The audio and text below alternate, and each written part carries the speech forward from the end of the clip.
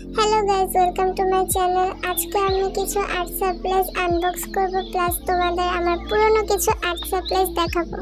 তাই তোমাদের দেখানোর জন্য সুন্দর করে কেচি দিয়ে প্যাকেটটা কেটে নিতেছি। না গাইস, আমার এত ধৈর্য নাই যে সুন্দর করে আনবক্সিং করব। একটা চায়ের কেটলিও কিনেছি, এটা দিয়ে চা বানায় তোমাদের জন্য ভিডিও বানাবো, মানে চা বানায় খাইতে খাইতে তোমাদের জন্য ভিডিও বানাবো। একটা গ্লু কিনেছি, এটা আবার তেজপাতা ভেবে না।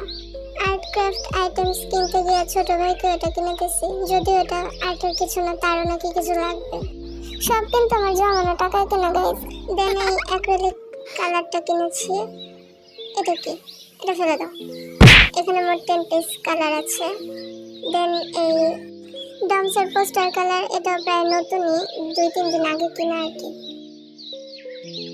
এখানে টোটাল 12 পিস কালার আছে, প্লাস 2টা ব্রাশ আর এটা কি বলে রং ওঠানোর আর কি, এই জিনিসটা থাকে। আর এই যে এগুলো আমার অনেক আগের, মানে আমার জন্মের পরে স্কুলে যখন পড়ি তখনের। এখানেও মোট 12টা কালার আছে, কিন্তু কালারগুলো এখন আর ভালো নেই, তাও ফেলতে মন চায় না। ইমোশন। আইসক্রিমের কাঠিটাকে ইগনোর করো, এটা রং ওঠানোর জন্য রাখছিলাম। আরে কোনো কাজে ঠিকভাবে হয় না। তো এই ওয়াশি টেপ দুটা কিনছি, কালার করার সময় কি খাতার সাইডে দিয়ে করবো। তোমরা এখন ভাবতেছো গ্লু স্টিক দেখাইতেছি, গ্লু গান কই? এই যে আমার গ্লু গান। না হাসো না, এটা দিয়ে অনেক ভালো কাজ হয়।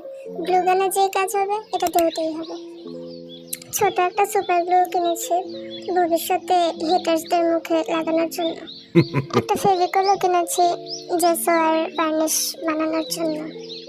5 কালারের কালার পেপারও কিনেছি আর্ট করার জন্য, একটা ড্রয়িং প্যাড বা খাতা যেটাই বলো আর কি। এখন একটা এসএমআর শোনো, স্পেশালি যারা কানে হেডফোন দিয়ে রাখছে। Thank you. এই ব্রাশগুলো পোস্টার কালারের সাথে কিনা, আমি একবার ইউজ করছি তো তাই এই ব্রাশটা গ্রিন হয়ে আছে। কারণ আমি অলস, আমার পরিষ্কার করতে মন চায় না, এই জন্য এটা গ্রিন হয়ে গিয়েছে। এই কয়টা ব্রাশ অনেক আগে, এগুলো দিয়ে আগে কালার করতাম। টিটির এই অয়েল পেস্টেল কালারটা অনেক আগের, তবে কালারগুলো অনেক ভালো। একটা কালার মিসিং, আর রেড কালারটা মেবি পালানোর ট্রাই করতেছে। এই কালার প্যালেটগুলো পোস্টার কালারের জন্য ভালো, কিন্তু অ্যাক্রিলিক কালার ইউজ করলে স্টেন পড়ে যায়। দেখো গাইজ, আমি কত অলস পেইন্ট করার সময় এই পানিটা নিয়েছিলাম, এখনো রেখে দিচ্ছি। তোমাদের জন্য ক্লিন করে আনলাম। ভিতরে এগুলো এমনি দিয়ে রাখছি, সুন্দর লাগতেছিল, এগুলোর কোনো কারণ নেই। বলো তো গাইজ, এটার ভিতরে কি আছে? কাটা কম্পাস? না, এটার ভিতরে রং আছে, রং। হ্যাঁ, আমার এই কাটা কম্পাসের বক্সটা ফেলতে মন চায় না, এটা পরে কালার করে তোমাদের সাথে শেয়ার করব। আপাতত এই জং ধরা বক্সটাই দেখো।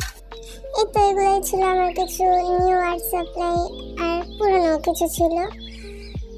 ভিডিওটা ভালো লেগে থাকলে লাইক, শেয়ার এন্ড সাবস্ক্রাইব, আর না হলে খবর আছে।